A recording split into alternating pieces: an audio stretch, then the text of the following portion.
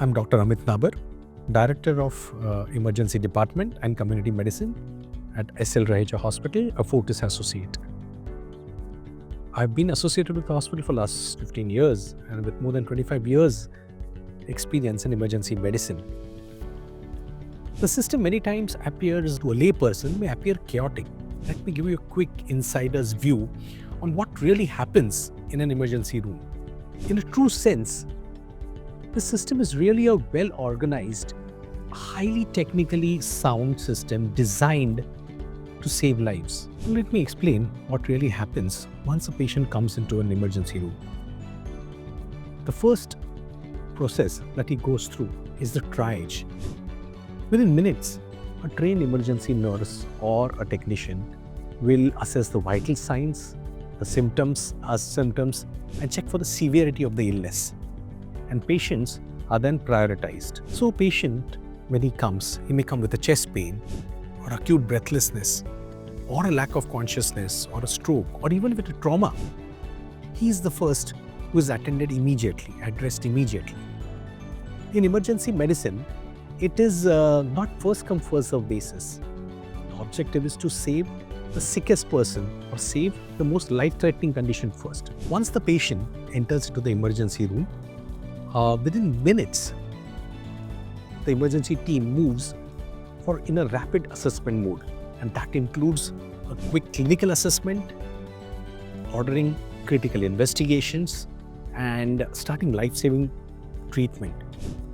Many times, me as an emergency physician face a lot of lack of information. Sometimes the accompanying relatives are so confused that they are not able to really give the detailed history or the past history or when the patient had a last meal.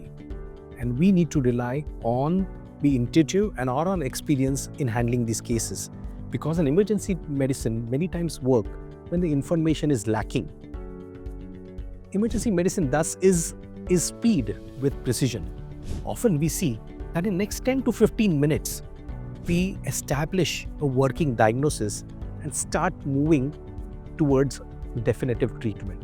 An emergency room is one of the most complex operational environment in healthcare.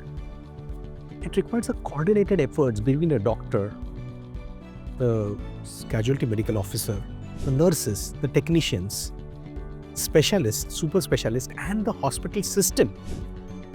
As a leader of emergency department, my load is not only clinical, but it is to establish a system, protocols, and ensure that the team performs under pressure. Because in emergency care, the systems and this protocol save life rather than individual. The emergency department has one clear mission, that is stabilize the patient, identifying the life-threatening conditions, and ensure the institution of right treatment. The next step could be anything. He would be shifted to an ICU.